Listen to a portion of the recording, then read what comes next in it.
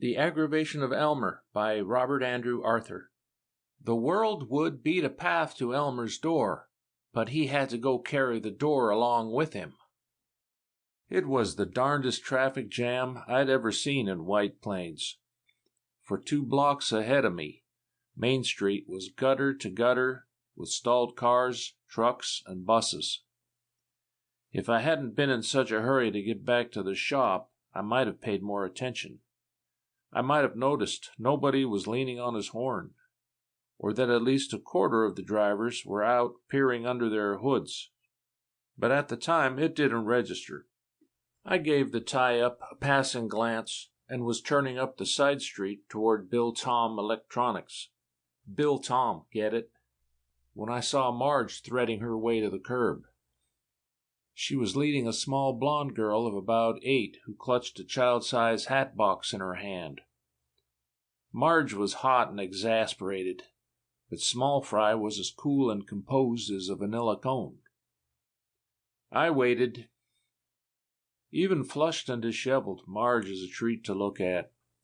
She's tall and slender, with brown eyes that match her hair, a smile that first crinkles around her eyes, then sneaks down and becomes a full-fledged grin. But I'm getting off the subject. Honestly, Bill, Marge said as she saw me, the traffic nowadays. We've been tied up for 15 minutes. I finally decided to get off the bus and walk, even though it is about 100 in the shade. Come along to the shop, I suggested. The reception room's air-conditioned, and you can watch the world's first baseball game telecast in color. The Giants versus the Dodgers. Carl Erskine pitching. Marge brightened. That'll be more fun than shopping, won't it, Doreen? She asked, looking down at the kid. Bill, this is Doreen. She lives across the street from me. Her mother's at the dentist, and I said I'd look after her for the day. Hello, Doreen, I said. What have you in the hat box? Doll clothes? Doreen gave me a look of faint disgust. No, she piped in a high treble. An unhappy genie. An unhappy... I did a double take. Oh, an unhappy genie. Maybe he's unhappy because you won't let him out. Ha ha. Even to myself, I sounded idiotic. Doreen looked at me pityingly. It's not a he, it's a thing. Elmer made it. I knew when I was losing, so I quit. I hurried Marge and Doreen along toward our little 2-story building.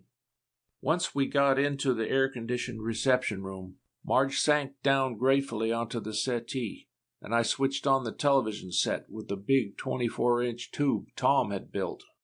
Bill Tom Electronics makes TV components, computer parts, things like that. Tom Kennedy is the brains. Me, Bill Rollins, I do the legwork and tend to the business details. It's uncanny the way all those cars suddenly stopped when our bus broke down, Marge said as we waited for the picture to come on. Any day now, this civilization of ours will get so complicated, a bus breaking down someplace will bring the whole thing to a halt. Then where will we be? Elmer says civilization is doomed, Doreen put in happily. The way she rolled the word out made me stare at her. Marge only nodded. That's what Elmer says, all right, she agreed, a trifle grim. Why does Elmer say civilization is doomed? I asked Doreen. Because it's getting hotter. The kid gave it to me straight. All the ice at the North Pole is gonna melt. The ocean is gonna rise 200 feet. Then everybody who doesn't live on a hill is gonna be drowned. That's what Elmer says, and Elmer isn't ever wrong. Doreen, they called her. Why not Cassandra? The stuff kids spout these days. I gave her a foolish grin. I wanted Marge to get the idea I was really a family man at heart. That's very interesting, Doreen. Now look, there's the baseball game. Let's watch, shall we?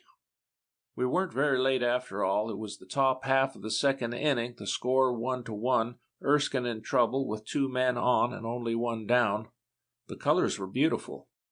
Marge and I were just settling back to watch when Doreen wrinkled her nose.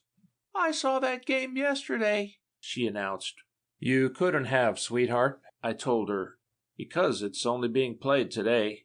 The world's first ball game ever broadcast in color. There was a game on Elmer's TV, Doreen insisted. The picture was bigger, and the colors prettier, too. Absolutely impossible. I was a little sore. I hate kids who tell fibs. There never was a game broadcast in color before. And anyway, you won't find a color tube this big any place outside of a laboratory. But it's true, Bill. Marge looked at me wide-eyed. Elmer only has a little 7-inch black and white set his uncle gave him, but he's rigged up some kind of lens in front of it, and it projects a big color picture on a white screen. I saw that she was serious. My eyes bugged slightly. Listen, I said, who is this Elmer character? I want to meet him. He's my cousin from South America, Doreen answered. He thinks grown-ups are stupid. She turned to Marge. I have to go to the bathroom, she said primly. Through that door, Marge pointed. Doreen trotted out, clutching her hat box. Elmer thinks grown-ups are stupid? I howled. Listen, how old is this character who says civilization is doomed and can convert a black and white broadcast into color? He's 13, Marge told me. I goggled at her. 13, she repeated. His father is some South American scientist. His mother died 10 years ago. I sat down beside her. I lit a cigarette. My hands were shaking. Tell me about him. All about him. Why, I don't know very much, Marge said. Last year Elmer was sick. Some tropic disease. His father sent him up here to recuperate. Now Alice, that's his aunt, Doreen's mother, is at her wit's end. He makes her so nervous. I lit another cigarette before I realized I already had one. And he invents things. A boy genius? Young Tom Edison and all that? Marge frowned. I suppose you could say that, she conceded. He has the garage full of stuff he's made or bought with the allowance his father sends him. And if you come within 10 feet of it without permission, you get an electric shock right out of thin air. But that's only part of it. She gave a helpless gesture. It's Elmer's effect on everybody. Everybody over 15, that is. He sits there, a little dark, squinched-up kid, wearing thick glasses, and talking about how climatic changes inside 50 years will flood half the world, cause the collapse of civilization. Wait a minute, I cut in. Scientists seem to think that's possible in a few thousand years, not 50. Elmer says 50, Marge stated flatly. From the way he talks, I suspect he's figured out a way to speed things up and is going to try it someday just to see if it works. Meanwhile, he fools around out there in the garage, sneering about the billions of dollars spent to develop color TV. He says his lens will turn any ordinary broadcast into color for about $25. He says it's typical of the muddled thinking of our so-called scientists. I'm quoting now. To do everything backward and overlook fundamental principles. Brother, I said. Doreen came trotting back in then with her hat box. I'm tired of that game, she said, giving the TV set a bored glance. And as she said it, the tube went dark. The sound cut off. Damn, I swore. Must be a power failure. I grabbed the phone and jiggled the hook. No dice. The phone was dead, too. You're funny, Doreen giggled. It's just the unhappy genie. See? She flicked over the catch on the hat box, and the picture came back on. The sound started up. Swings and misses for strike 2. The air conditioner began to hum. Marge and I stared, mouths open, wide. You did that, Doreen? I asked it very carefully. You made the television stop and start again? The unhappy genie did, Doreen told me. Like this. She flicked the catch back. The TV picture blacked out. The sound stopped in the middle of a word. The air conditioner whispered into silence. Then she flipped the catch the other way. Fouls the second ball into the screen, the announcer said. Picture okay. Air conditioner operating. Everything normal, except my pulse and respiration. Doreen, sweetheart. I took a step toward her. What's in that box? What is an unhappy genie? Not unhappy. You know how scornful an 8-year-old can be? Well, she was. Unhappen.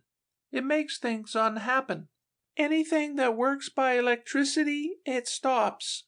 Elmer calls it his unhappen genie. Just for fun. Oh, now I get it, I said brightly. It makes electricity not work. Unhappen. Like television sets and air conditioners and automobiles and bus engines. Doreen giggled. Marge sat bolt upright. Doreen, you caused that traffic jam? You and that gadget of Elmer's? Doreen nodded. It made all the automobile engines stop, just like Elmer said. Elmer's never wrong. Marge looked at me. I looked at Marge. A field of some kind, I said. A field that prevents an electric current from flowing, meaning no combustion motor using an electric spark can operate. No electric motors, no telephones, no radio or TV. Is that important? Marge asked. Important, I yelled. Think of the possibilities just as a weapon. You could blank out a whole nation's transportation, its communications, its industry. I got a hold of myself. I smiled my best I love children smile. Doreen, I said, let me look at Elmer's unhappen genie. The kid clutched the box. Elmer told me not to let anybody look at it. He said he'd statuefy me if I did. He said nobody would understand it anyway. He said he might show it to Mr. Einstein, but not anybody else. That's Elmer, all right, Marge muttered. I found myself breathing hard. I edged toward Doreen and put my hand on the hat box. Just one quick look, Doreen, I said. No one will ever know. She didn't answer, just pulled the box away. I pulled it back. She pulled. I pulled. Bill! Marge called warningly. Too late. The lid of the hat box came off in my hands. There was a bright flash, the smell of insulation burning, and the unhappen genie fell out and scattered all over the floor. Doreen looked smug.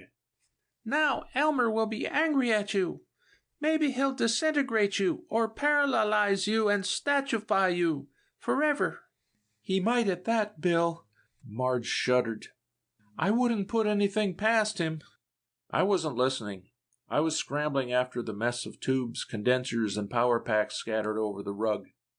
Some of them were still wired together, but most of them had broken loose. Elmer was certainly one heck of a sloppy workman.